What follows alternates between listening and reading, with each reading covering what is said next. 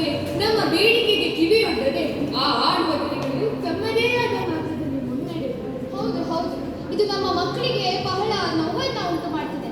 ಉಳ್ಳವರು ಗುಣಾತ್ಮಕ ಶಿಕ್ಷಣಕ್ಕಾಗಿ ತಮ್ಮ ತಮ್ಮ ಮಕ್ಕಳನ್ನ ತಮಗೆ ಬೇಕೆನಿಸಿದ ಖಾಸಗಿ ಶಾಲೆಗಳಿಗೆ ಅಥವಾ ವಿದೇಶಗಳಿಗೆ ಕಳಿಸಿ ವಿದ್ಯಾಭ್ಯಾಸ ಮಾಡಿಸ್ಬಿಡ್ತಾರೆ. ಏಕೆಂದ್ರೆ ಅಲ್ಲಿ ಜಾತಿ ತಾರತಮ್ಯವಿಲ್ವಲ್ಲ. ಹೌದು ಹೌದು, ಹುಲಿಯ ಹೊಟ್ಟೆಯಲ್ಲಿ ಹುಲಿ ಇದ್ದಂತೆ. ದೊರೆಗಳ ಮಕ್ಕಳು ಆಳುವ ದೊರೆಗಳಾಗಬೇಕು ಎನ್ನುವ ದೊರೆಗಳಿಗೆ ಕೈ ಕೆಳಗೆ ಆಳಿನ ಕೆಲಸ ಕಾರ್ಯಗಳನ್ನು ಮಾಡುವವರು ಯಾರು?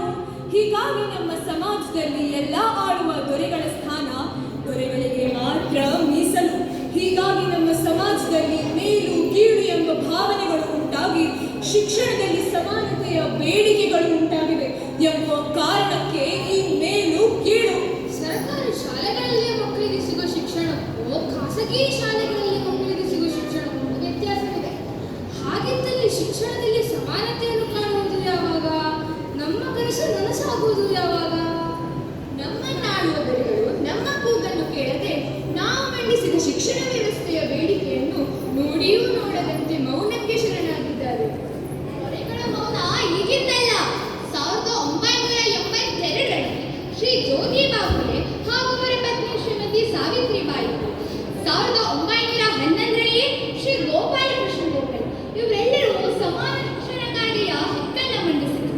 ಕೊಠಾರಿ ಆಯೋಗ ಶಿಫಾರಸ್ಸಿನಂತೆ ಸಮಾನ ಶಿಕ್ಷಣಕ್ಕೆ ಶಾಲೆಗಳ ವ್ಯವಸ್ಥೆಯನ್ನು 1968, 1986 ಹಾಗೂ 1992ರ ರಾಷ್ಟ್ರೀಯ ನೀತಿಗಳು ಭರವಸೆಯನ್ನೇನೋ ಉಂಟು ಮಾಡಿದ್ದು. ಆದರೆ ನಮ್ಮನ್ನು ಆಳುವ ದೊರೆಗಳಿದ್ದಾರಲ್ಲ, ಅವರ ಮೌನ ಇದಕ್ಕೆಲ್ಲ ಹಿನ್ನಡೆಯೇ ಆಗಿದೆ. ನಮ್ಮನ್ನಾಳುವ ದೊರೆಗಳೇ ಸಂವಿಧಾನದ ಮೂಲ ಆಶಯವಾದ ಶಿಕ್ಷಣವನ್ನು ನಿಧಾನಕ್ಕೆ ದೂರ ಸರಿಸಿ ಅವುಗಳನ್ನು ಒಡೆದು ದೊಡ್ಡ ಗೋಡೆಗಳನ್ನು ಕಟ್ಟಿ ಶ್ರೇಣೀಕೃತ ಶಿಕ್ಷಣವನ್ನು ಬೆಳೆಸುತ್ತಿದ್ದಾರಲ್ಲ ಎಂಬುದೇ ವರ್ಗ ಹಾಗೂ ಪಟ್ಟಭದ್ರ ಹಿತಾಸಕ್ತಿಗಳನ್ನು ಕಾಪಾಡಿಕೊಳ್ಳುವ ಬಂಡವಾಳಶಾಹಿ ಕಪಿಮುಷ್ಟಿಗೆ ಸೇರಿ ಇಂದು ಶಿಕ್ಷಣವು ಒಂದು ವ್ಯಾಪಾರವಾಗಿ ಬಿಟ್ಟಿದೆ. ನೆರೆಹೊರೆಯ ಶಾಲಾ ಪದ್ಧತಿಯಂತೆ ಸಮಾನ ಶಿಕ್ಷಣ ಮಕ್ಕಳ ಜಾತಿ, ಮತ, ಲಿಂಗ, ಸಾಮಾಜಿಕ ಆರ್ಥಿಕ ಸ್ಥಿತಿ ಯಾವುದನ್ನು ಪರಿಗಣನೆಗೆ ತೆಗೆದುಕೊಳ್ಳದೆ ಎಲ್ಲರಿಗೂ ಸಮಾನ ಶಿಕ್ಷಣ ಕಡ್ಡಾಯ ಮಾಡಿ ಯಾವುದೇ ಭೇದವಿಲ್ಲದೆ ಒಂದೇ ಶಾಲೆಯಲ್ಲಿ ಓದುವ ಜೊತೆಗೆ ಸಂಪೂರ್ಣ ಉಚಿತ ಶಿಕ್ಷಣವನ್ನು ಸರಕಾರವೇ ನೀಡುವ ಎಲ್ಲ ಶಾಲೆಗಳು ಹೊಂದಬೇಕು. ಸಮಾನ ಶಿಕ್ಷಣ ಅನ್ನೋದು ಅಸಮಾನತೆಯನ್ನ ತೊಡೆಯೋದ್ರಲ್ಲಿ ಪ್ರಮುಖ ಅಸ್ತ್ರ ಇದೆ. ನಮ್ಮ ಶಿಕ್ಷಣ ಹಕ್ಕು ಮತ್ತೆ ರಾಷ್ಟ್ರೀಯ ಶಿಕ್ಷಣ ನೀತಿ ಬರೀ ಹಾಳೆಯಲ್ಲೇ ಆಗಿದೆ. ಇದಕ್ಕೆ ರಾಷ್ಟ್ರೀಕರಣ ಒಂದೇ ಮಾರ್ಗ. 6ರಿಂದ 14 ವರ್ಷದ ಮಕ್ಕಳಿಗೆ ಉಚಿತ ಶಿಕ್ಷಣ ಸರ್ಕಾರವೇ ನೀಡಬೇಕು. ಅಲ್ಲಿ ಉದ್ಯೋಗ ಹೋಗುತ್ತಿರುವ ಮಕ್ಕಳು ಗುಣಾತ್ಮಕ ಶಿಕ್ಷಣಕ್ಕಾಗಿ ಹೋಗುತ್ತಿದ್ದಾರೆ. ನಿಮಗೆ ಅಲ್ಲಿ ಪ್ರವೇಶವಿಲ್ಲ. ಇದಕ್ಕೆಲ್ಲ ನಿದರ್ಶನ ಸರ್ಕಾರವೇ ಕಾರಣ. ನೀವು 3 ಮಗಗಳ ಚಿತ್ರಣವನ್ನು ನೋಡಿದ್ದೀರಲ್ಲವೇ? ಹೌದು ಗುರುಗಳೇ, ಆದರೆ ಆ 3 ಮಗಗಳು ಈಗಿನ ಸರ್ಕಾರದಲ್ಲಿ ಹೇಗಿವೆ?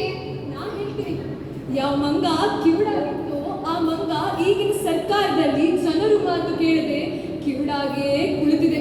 ಯಾವ ಮಂಗ ಕಣ್ಣು ಕಾಣದೆ ಕುರುಡಾಗಿತ್ತೋ ಆ ಮಂಗ ಈಗಿನ ಸರ್ಕಾರದಲ್ಲಿ ಅಂಧ ಕಾನೂನಾಗಿ ತನ್ನ ಕಣ್ಣಿಗೆ ಬಟ್ಟೆ ಕಟ್ಟಿ ಕಾನೂನಿನ ಕಟಕಟೆಯ ಎದುರು ತಕ್ಕಡೆ ಹಿಡಿದು ನಿಂತಿದೆ. ಯಾವ ಮಂಗ ಮಾತಾಡದೆ ಮೌನವಾಗಿತ್ತೋ ಆ ಮಂಗ ಈಗಿನ ಸರ್ಕಾರದಲ್ಲಿ ಮೌನವಾಗಿಯೇ ಕುಳಿತು ಜನರ ಬೇಡಿಕೆಗೆ ಮತ್ತು ಅವರ ಪ್ರಶ್ನೆಗಳಿಗೆ ಉತ್ತರವನ್ನೇ ಕೊಡುತ್ತಿಲ್ಲ. ಹಾಗಾದ್ರೆ ನಮ್ಮ ಬೇಡಿಕೆಗಳು ಪೂರೈಸುವುದು ಯಾವಾಗ? ನಮ್ಮ ಕನಸು ನನಸಾಗುವುದು ಯಾವಾಗ? ನಮ್ಮ ಹಿರಿಯರು ನಾವು ಎಂದಿಗೂ ಶಿಕ್ಷಣದಲ್ಲಿ ಸಮಾನತೆ ಕಾಣ್ತಾ ಇಲ್ಲವಲ್ಲ? ಆ ಆಳುವ ದೊರೆಗಳಿಗೆ ನಮ್ಮ ಬಡಕು ಕೇಳಿಸುವುದೇ ಇದ್ರೆ ನಾವೆಲ್ಲರೂ ನಮ್ಮ ಬೇಡಿಕೆಗಾಗಿ ಶಿಕ್ಷಣ ರಾಷ್ಟ್ರೀಕರಣಕ್ಕಾಗಿ ಹೋರಾಟ ಮಾಡೋಣವೇ? ಮಾಡಲೇಬೇಕು. ಸ್ವಲ್ಪ ವಿಚಾರ ಮಾಡಿಕೊಂಡು ನಾನು ಬೇಡ ಹೇಳುವುದು. ಏಕೆಂದ್ರೆ ನಿಮ್ಮೆಲ್ಲರ ಸಲಹೆಗಳನ್ನ ನಿರ್ಲಕ್ಷಿಸಿ ಸರ್ಕಾರ ಮೂಲಭೂತ ಹಕ್ಕನ್ನ ಖಾಸಗಿಯವರಲ್ಲಿ ಒತ್ತಿಟ್ಟು ಸಮಾಜದಲ್ಲಿ ಅಸಮಾನತೆಯನ್ನು ತಾನೇ ಸೃಷ್ಟಿ ಮಾಡುತ್ತದೆ. ಈಗ ನೋಡಿ, ಸಮಾನ ಶಿಕ್ಷಣ ಇರುವ ರಾಷ್ಟ್ರಗಳಾದ America, Cuba, China, Russia, Britain ಇವೆಲ್ಲ ನಮ್ಮೆದುರೇ ಸಾಕ್ಷಿಯಾಗಿವೆ. 1986ರಲ್ಲಿ ರಾಮಮೂರ್ತಿ ಸಮಿತಿ ರಚನೆ ಆಯಿತು. ಆದರೆ ಆ ಸಮಿತಿಗಳೆಲ್ಲ ಸಮಿತಿಯಾಗಿಯೇ ಉಳಿದು ಹೊರತು ಒಂದು ಕಾರ್ಯರೂಪಕ್ಕೆ ಬರಲೇ ಇಲ್ಲ. ನಾವೆಲ್ಲ ನಮ್ಮ ಸಮಾಜ ಕಾರ್ಯಕರ್ತರು ಹಾಗೂ ಸಮಾಜ ಬಾಂಧವರನ್ನ ಕೂಡಿಕೊಂಡು ಒಗ್ಗಟ್ಟಿನಿಂದ ಹೋರಾಟ ಮಾಡೋಣ.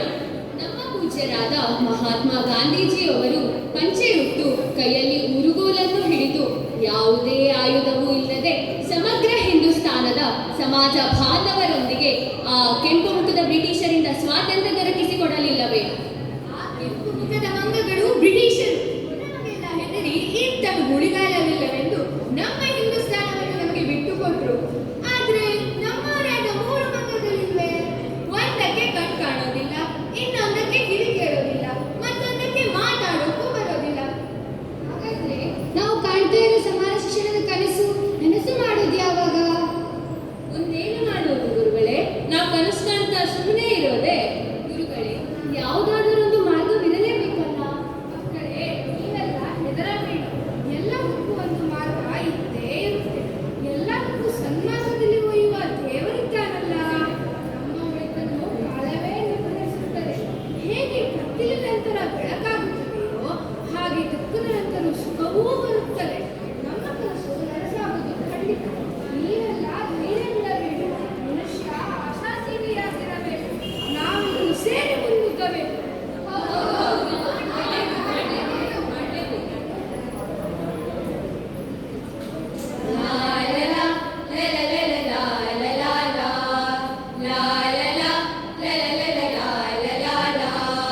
ನೀಡ ಬನ್ನಿ ದೊರೆಗಳೇ ಸಮಾನ ಶಿಕ್ಷಣ, ಸ್ವಾರ್ಥ ಭೇದ ಭಾವವನ್ನು ತೊರೆಯಿರಲ್ಲವಾ. ನೀಡ ಬನ್ನಿ ದೊರೆಗಳೇ ಸಮಾನ ಶಿಕ್ಷಣ, ಸ್ವಾರ್ಥ ಭೇದ ಭಾವವನ್ನು ತೊರೆಯಿರಲ್ಲವಾ. ಎಲ್ಲ ಕಲಿಕೆ ಎಲ್ಲ ಪಾಠ ಒಂದು ಕೂಡಲಿ, ರಾಷ್ಟ್ರದಲ್ಲಿ ಶಿಕ್ಷಣವು ಮೆರೆದು ತೋರಲಿ. ಲಾಲಲ ಲಲಲಲ ಲಾಲಲಾಲ, ಲಾಲಲ ಲಲಲಲ ಲಾಲಲಾಲ. ಕಲಿಯುವ ಮಕ್ಕಳಿಗೆ ಧೈರ್ಯ ನೀಡಿ, ಧೈರ್ಯ